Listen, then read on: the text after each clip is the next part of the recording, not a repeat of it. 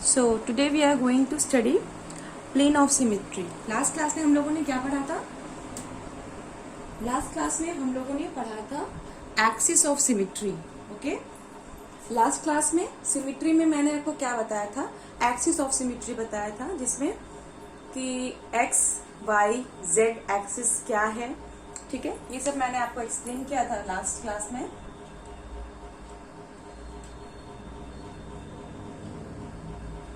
ये आपका x axis Z axis और आपकी जो फ्रंट साइड में है वो आपका वाई एक्सिस है. तो ये चीज मैंने आपको एक्सप्लेन किया था. और आज क्या बताने जा रहे हैं? आज हम आपको प्लेन ऑफ सिमिट्री बताने जा रहे हैं. ठीक है, प्लेन ऑफ सिमिट्री कितने टाइप के होते हैं? प्लेन ऑफ सिमिट्री भी आपका 3 टाइप्स यहाँ पे आएगा. पहली चीज, प्लेन ऑफ सिमिट्री तो आपका एलिमेंट है और इसका ऑपरेशन क्या है? रिफ्लेक्शन. ठीक है, प्लेन ऑफ सिमिट्री का ऑपरेशन रिफ्लेक्शन है.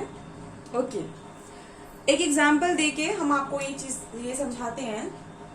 अगर हम लोग H2O का एग्जांपल देखें, ठीक है, हम लोग H2O का एग्जांपल देखें और ये एक्सिस ले लीजिए आप, एक्स वाई जेड. ठीक है, अब ये बताइए कि किस तरीके से हम यहाँ प्लेन लगाएं कि रिफ्लेक्शन हो. मतलब प्लेन लगाने पे जो पार्ट्स हैं वो आपस में एक दूसरे को रिफ्लेक्ट करें. ठीक है, मेरी बात समझ में आ रही है? देखिए, पहली चीज तो इसमें एक्सिस क्या लग रहा था रोटेशन का? इसमें जो एक्सिस ऑफ रोटेशन है वो आपका जेड एक्सिस है. Z axis of rotation, sorry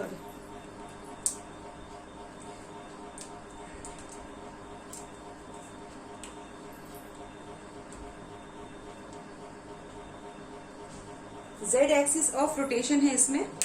ठीक है, इस तरीके से बताया था मैंने. अच्छा, अब इसमें प्लेन लगाना हो आपको, तो अगर हम देखें कि हम अगर इस तरीके से इसको कट करें, ठीक है, बीच में से, जैसे कि हमारा प्लेन जा रहा है, जेड एक्सिस पे हमारा प्लेन है और इसी एक्सिस पे अगर हम एक प्लेन लगा दें, तो ये देखिए कि जो हमें इधर दिख रहा है वो हमें इधर भी दिख रहा है. मतलब कि हम ये कह सकते हैं कि अगर यहाँ हमने प्लेन लगाया, अगर हमने यहाँ प्लेन लगाया, तो ये H और ये H आपस में क्या कर रहे हैं? रिफ्लेक्ट कर रहे हैं. ठीक है, तो अगर हम ये एक्सिस में जो प्लेन लगा रहे हैं, ये एक्सिस कौन सा एक्सिस होगा? पहली चीज तो ये लाइन देखिए ऐसे जा रही है, तो ये लाइन जा रही है ऐसे, मीन्स जेड एक्सिस. दूसरी चीज आपके तरफ आ रहा है, मतलब ये जो लाइन है, ये जो मैं प्लेन ऑफ एक्स जो उसमें लगा रही हूं, ये आपका कुछ इस तरीके से है, इस तरीके से है. मतलब कि अगर हम प्लेन की एक्सिस को देखें, जो प्लेन यहाँ लगा रहे हैं उसकी एक्सिस को देखें, तो वो प्लेन जेड और वाई एक्सिस में है. मतलब जेड की तरफ है और एक आपकी तरफ है. उसकी जो थिकनेस जा रही है वो आपकी तरफ जा रही है. जैसे कि अगर हम ये कॉपी यहाँ पे लगाएं एज ए प्लेन, ठीक है, हम यहाँ पे प्लेन लगा रहे हैं और दोनों ही एज एक दूसरे को रिफ्लेक्ट कर रहा है, तो ये प्लेन का डायमेंशन क्या है? ये जो प्लेन लगा रहे हैं इसका डायमेंशन क्या है? इसका डायमेंशन, एक तो ये नीचे से देखिए, आप लोग यहां से देखिए, नीचे से देखिए, एक तो ये आपका एक्स जेड एक्सिस पे जा रहा है और दूसरा ये आपका वाई एक्सिस पे आ रहा है. ठीक है, इस प्लेन में, ये जो प्लेन हम लोग लगा रहे हैं, इस प्लेन में एक्स एक्सिस नहीं है. इस प्लेन में केवल जेड एक्सिस है. ये देखिए, ये ऊपर वाला जेड एक्सिस है और जो एक आपके तरफ आ रहा है ये वाई एक्सिस है. तो ये जो हम प्लेन लगाएं, इसको हम क्या कह सकते हैं? ये जो हम लोगों ने प्लेन लगाया, इसको हम कहते हैं, ये वाला जो है सिग्मा वाई जेड. ठीक है, सिग्मा वाई जेड हम लोगों ने जब प्लेन लगाया, किस तरीके से था वो?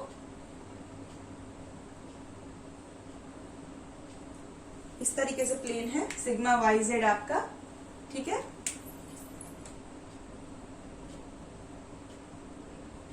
या इधर भी देख लीजिए, इधर आपको समझाएं तो ये आपका सिग्मा वाई जेड प्लेन हो गया. ठीक है, ये H1 सॉरी ये H, दोनों ही H जो है आपस में रिफ्लेक्ट करेंगे। तो हमारा H2O मॉलिक्यूल में सिग्मा YZ लग रहा है। अब मैंने यहाँ पे एक लिखा हुआ है sigma V, V means vertical, ठीक है। सिग्मा V किसको कहेंगे? जो प्रिंसिपल एक्सिस के पैरेलल में जा रहा है। अब H2O के केस में जरा देखिए, इसमें हमारा एक्सिस ऑफ रोटेशन क्या है, एक्सिस ऑफ सिमेट्री क्या है, Z है, ठीक है, Z है। Z एक्सिस से हम इसको रोटेट कर रहे हैं। Z एक्सिस से हम हमारा जो ये H2O है, ये H2O है, इसको हम Z एक्सिस से इस तरीके से ऐसे रोटेट कर रहे हैं। तो और ये जो प्लेन लगा रहे हैं ये भी आपका Z एक्सिस से पैरेलल में है। समझ में आ रही मेरी बात? यहाँ जो हम प्लेन लगाए हैं वो भी Z एक्सिस में है, और जो एक्सिस जो यहाँ पे रोटेशन करा रहे हैं वो भी हम लोग Z एक्सिस पे रोटेशन करा रहे हैं। तो जो ये सिग्मा YZ यहाँ पर है ये आपका पैरेलल टू Z एक्सिस है, ठीक है। एक और प्लेन देखे जरा हम लोग, इसमें एक और प्लेन देखें। हम इसको ऐसे भी तो काट सकते हैं, ठीक है, हम इसको ऐसे भी तो कट कर सकते हैं। जिस प्लेन में हमारा बोल्ड है अगर उसी प्लेन में हम OH H1 H2 को काटे तो भी तो बराबर से कट जाएगा, ठीक है। जैसे कि इसको देखें, अगर हम लोग एक तो हमने ऐसे काट दिया तो ऑक्सीजन और दोनों हाइड्रोजन जो है आपस में एक दूसरे को रिफ्लेक्ट कर रहे हैं। ये हाइड्रोजन इसको रिफ्लेक्ट कर रहा है और ये ऑक्सीजन भी बीच से ही कट जा रहा है, ठीक है। एक तो ये लगाया प्लेन, दूसरा प्लेन हम ऐसे लगा सकते हैं, ठीक है, ऐसे। ये देखिए, ये वाला प्लेन ऐसे भी तो काट सकते हैं। ये H और ये H आपस में ही कट जाएगा, मतलब बीच से ये सब कुछ कट जाएगा और आपस में रिफ्लेक्ट करेगा। तो ये वाला जो प्लेन लगाएंगे हम लोग इस तरीके से लगाएंगे,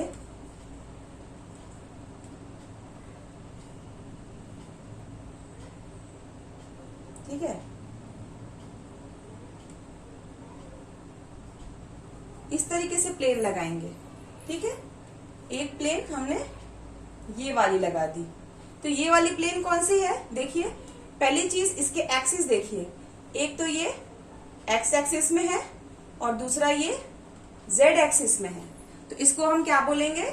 सिग्मा एक्स जेड प्लेन, ठीक है, ये वाला।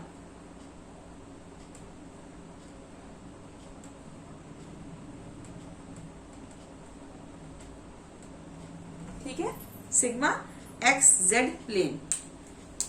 ये वाला क्या था? ये ऐसे कट रहा था, ये आपका वाई जेड था, और ये वाला एक्स जेड है। दोनों ही केस में जेड एक्सिस, जो कि इसका H2O का जेड एक्सिस रोटेशन का एक्सिस है, वो दोनों ही प्लेन के पैरेलल है। ठीक है, कहने का मतलब वाई जेड भी आपका पैरेलल टू जेड एक्सिस था, और जो एक्स जेड है ये भी पैरेलल है जेड एक्सिस के। ठीक है, ये भी क्या है? पैरेलल है जेड एक्सिस के। तो H2O में हमने क्या देखा? H2O में देखा कि दो आपके इसमें दो सिग्मा वी है, वी है। सिग्मा वी क्यों है? क्योंकि दोनों ही जो है वो प्रिंसिपल एक्सिस जो कि C2 एक्सिस है, उसके पैरेलल है।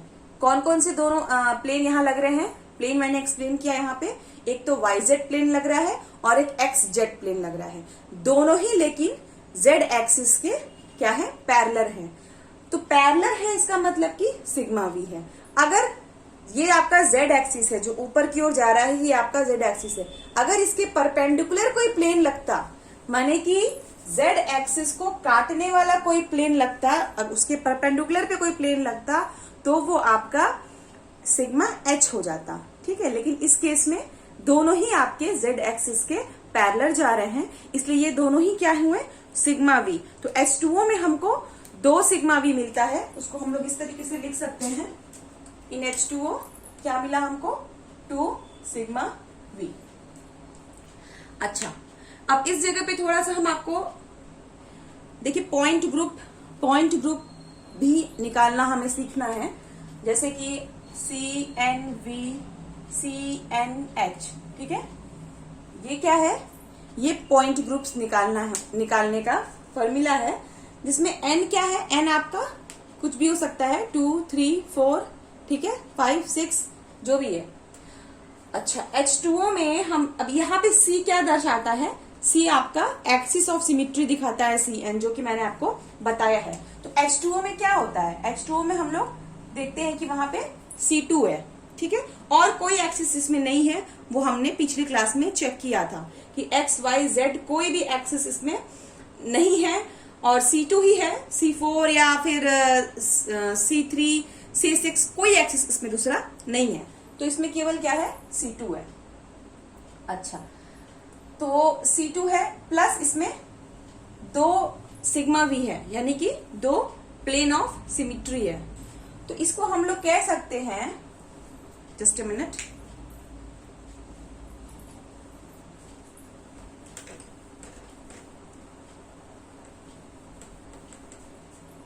तो इस प्लेस में हम लोग वाटर मॉलिक्यूल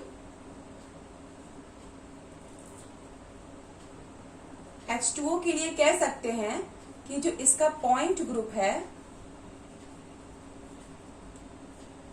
ये सबसे सिंपल है। देखिए, H2O का पॉइंट ग्रुप बहुत सिंपल है, इसलिए हम प्लेन ऑफ सिमिट्री और एक्सिस ऑफ सिमिट्री इतना बताने के बाद आपको H2O का पॉइंट ग्रुप बता दे रहे हैं, क्योंकि इतने में ये आ जाता है, ठीक है।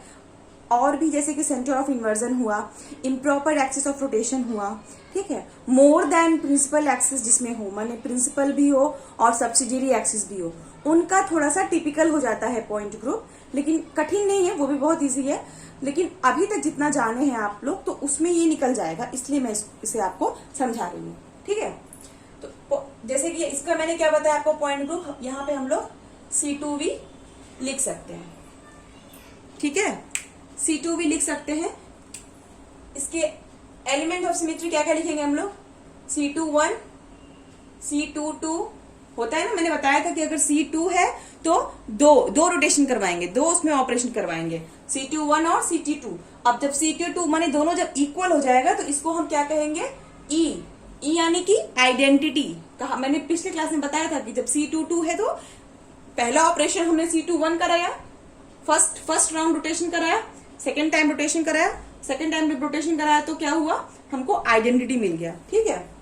और इसमें क्या है, 2 सिग्मा V है, कौन कौन सा, सिग्मा XZ और सिग्मा YZ, ठीक है। तो इसमें एलिमेंट ऑफ सिमेट्री कितने हुए, 1, 2 और ये भी, ये 2 है, तो 2 मिला के कितने हुए, 2 यानी 2 4, 1 2, सॉरी ये भी 1 होगा, सो हम लोग इसको एज ए होल हम लोग 1 ही काउंट करेंगे। ये 1 हो गया, ये 2 हो गया, और ये 2 आपका प्लेन ऑफ सिमिट्री हो गए। तो कितने हुए इसमें आपके,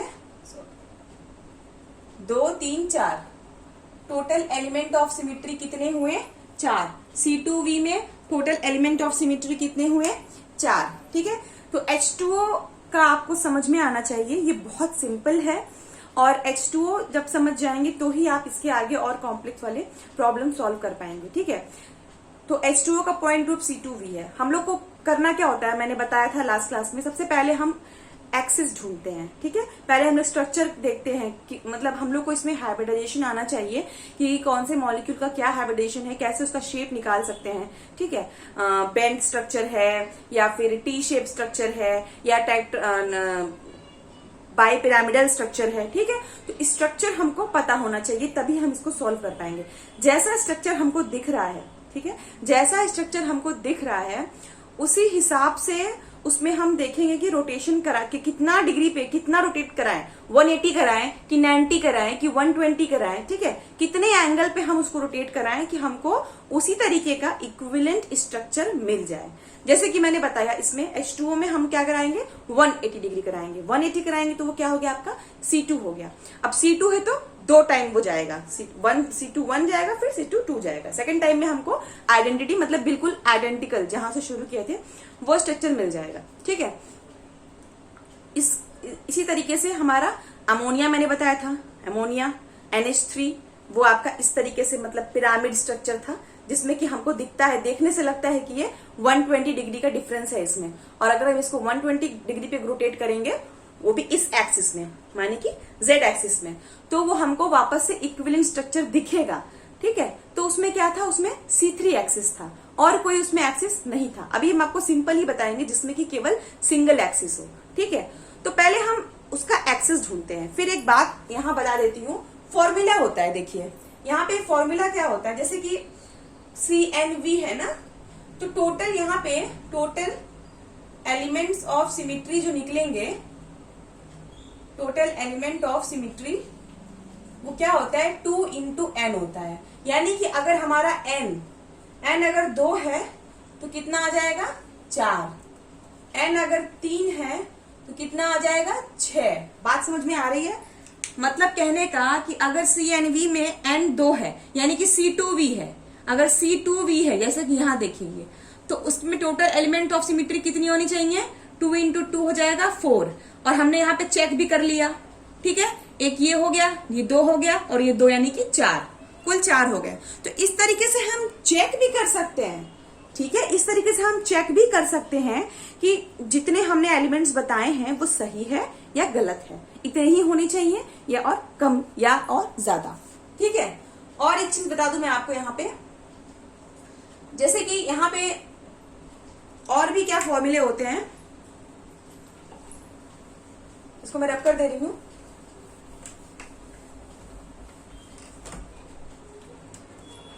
ये बहुत इंपॉर्टेंट है, इसको आप लोग नोट करिएगा। और जहां नहीं समझ में आएगा मुझसे पूछ लीजिएगा, व्हाट्सएप ग्रुप में भी मैं आपसे जुड़ी हुई हूँ क्लास में।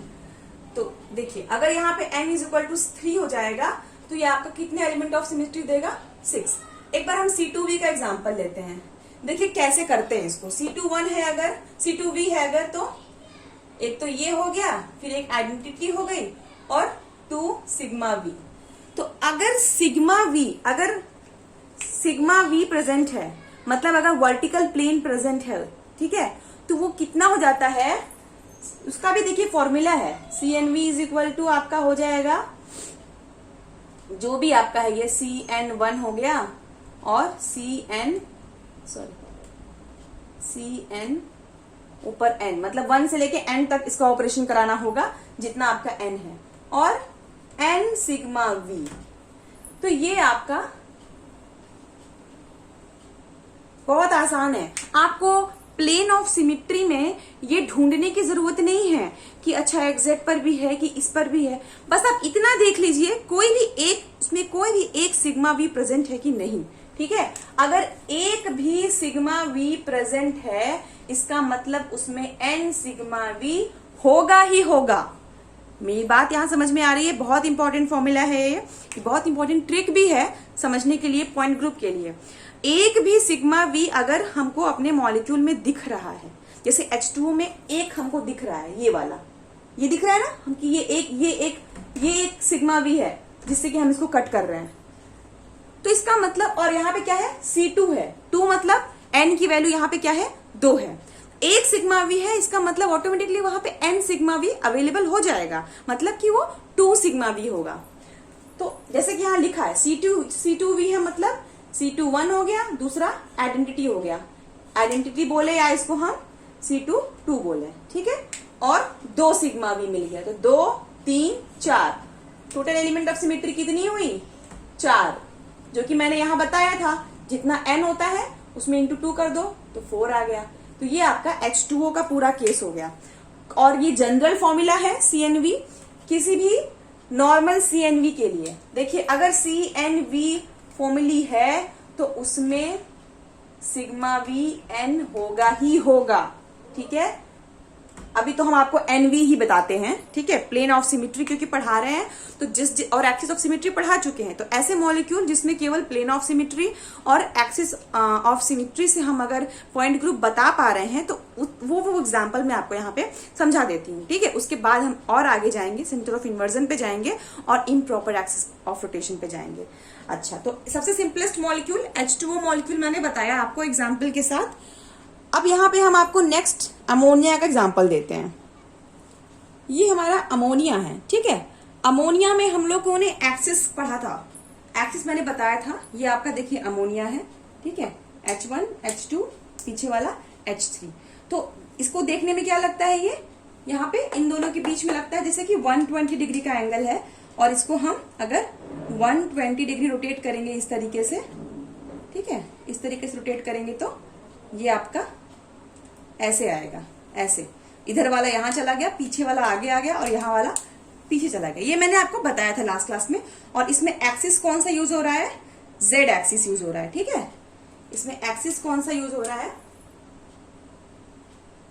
इसमें जेड एक्सिस यूज हो रहा है। थीटा कितना है, 120 डिग्री, ठीक है। तो n इज इक्वल टू क्या हो जाएगा, 360/120, यानी कि 3, यानी ये आपका C3 है, ठीक है। Axis of symmetry, principal axis इसका मेन क्या है, C3 है। इसको मैंने लास्ट क्लास में बताया था आपको कि जितना भी इसको और एक्सिस हम इसमें y एक्सिस या x एक्सिस ट्राई करेंगे तो ये हमारा इक्विवेलेंट मॉलिक्यूल नहीं देगा, इसलिए इसमें केवल और केवल C3 एक्सिस है और कोई एक्सिस इसमें प्रेजेंट नहीं है, ठीक है। तो इसमें हम लोग को प्लेन ऑफ सिमिट्री देखनी है, प्लेन, ठीक है। इसमें प्लेन कैसे लगाएं, जरा इसको जरा इमेजिन करिए और देखिए,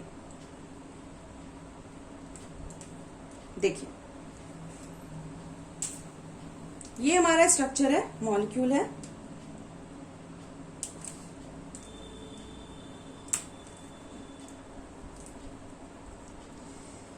जस्ट अ मिनट,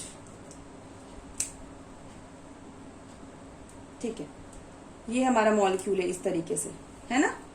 ये हमारा मॉलिक्यूल है अमोनिया का, 1 2 3।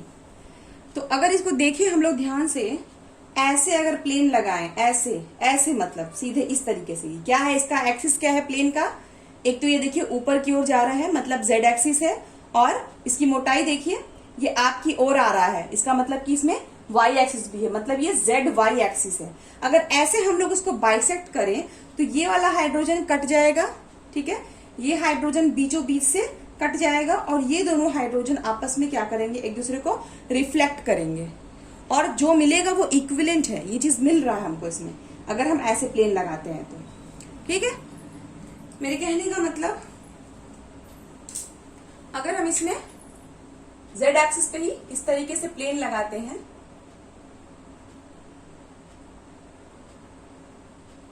ऐसे प्लेन लगा रहे हैं हम लोग, सिग्मा जेड वाई, ठीक है, बताया था मैंने आपको।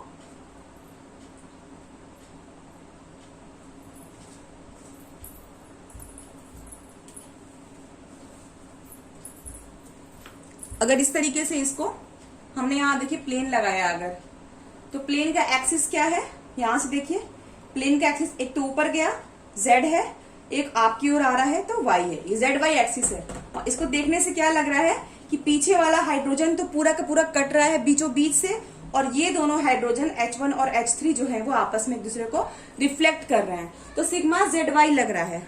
और एक चीज बता दूं आपको, इसमें जेड एक्सिस क्या है, Z axis is a principal axis, principal axis क्या है, जेड एक्सिस है, और सिग्मा जेड वाई क्या है, पैरेलल है जेड एक्सिस को, यानी कि इसको हम सिग्मा वी बोल सकते हैं। जैसा कि मैंने आपको बताया था कि अगर हम देखते हैं कि किसी भी मॉलिक्यूल में केवल एक ही एक्सिस ऑफ रोटेशन है, जैसे इसमें केवल C3 है और कोई नहीं है, C2 नहीं है, C4 नहीं है, ठीक है, C2 नहीं है, मेनली एक जो प्रिंसिपल एक्सिस सबसे ज्यादा वाला होता है उसके नीचे ही आपका सबसिडियरी एक्सिस होगा, उससे ज्यादा नहीं हो सकता। क्यों, क्योंकि n इज इक्वल टू सबसे जो हाईएस्ट होता है उसी को हम प्रिंसिपल एक्सिस कहते हैं। तो C3 एक्सिस है इसमें और C2 नहीं है, तो एक ही प्रिंसिपल एक्सिस है। और मैंने आपको बताया जब एक ही एक्सिस प्रेजेंट होता है तो हम लोग CN टर्म यूज करते हैं, CNV होगा या फिर CNH। अगर हॉरिजॉन्टल प्लेन लगता है, एक मैंने आपको बताया था अभी, सिग्मा V होता है और सिग्मा H होता है। सिग्मा V को क्या कहेंगे, सिग्मा V जो कि आपका प्रिंसिपल एक्सिस के पैरेलल गया, और सिग्मा एच मतलब ऐसा प्लेन जो कि प्रिंसिपल एक्सिस, चाहे वो ये हो, चाहे वो ये हो, चाहे वो ये हो, ठीक है, एक्स जेड वाई, तो प्रिंसिपल एक्सिस पे 90 डिग्री वो लगा रहा हो अगर प्लेन, तो वो आपका सिग्मा एच बन जाएगा, ठीक है। फिलहाल ये देखा हमने कि अमोनिया में C3 is your principal axis, इसमें जो प्लेन लग रहा है वो क्या लग रहा है, सिग्मा जेड वाई पैरेलल है प्रिंसिपल एक्सिस के, इसका मतलब ये आपका सिग्मा वी हो गया। और मैंने क्या कहा था, एक भी सिग्मा वी अगर प्रेजेंट है, ठीक है, अगर एक भी सिग्मा वी प्रेजेंट है, तो क्योंकि ये C3 है तो यहाँ अपने आप ऑटोमेटिकली 3 सिग्मा वी होगा ही होगा। बात समझ में आ रही है मेरी? मैंने क्या कहा था कि Cn अगर है तो उसमें n सिग्मा वी होना ही होना है। तो अमोनिया में क्योंकि C3 एक्सिस है तो ऑटोमेटिकली एक सिग्मा वी हमने देख लिया तो 3 सिग्मा वी होगा ही होगा, और वो होगा भी। हमने H2 की तरफ से एक लगाया तो ये दोनों आपके रिफ्लेक्ट हो गए, H1 और H3 क्या हो गए, रिफ्लेक्ट हो गए, H2 बाइसेक्ट हो गया। इसी तरीके से हम H3 की तरफ से भी लगा सकते हैं। देखिए मेरे कहने का मतलब, एक बार हम H2 को बाइसेक्ट कराते हुए प्लेन लगाएंगे, ठीक है, तो क्या होगा, H1 H3 रिफ्लेक्ट करेंगे, ठीक है। उसी तरीके से अगर हम H3 को बाइसेक्ट कराते हुए प्लेन लगाए तो H1 और H2 रिफ्लेक्ट करेंगे। उसी तरीके से अगर हम H1 को बाइसेक्ट करके लगाएंगे तो H2 और H3 रिफ्लेक्ट करेंगे। तो इस तरीके से यहाँ पे 3 प्लेन लग गए।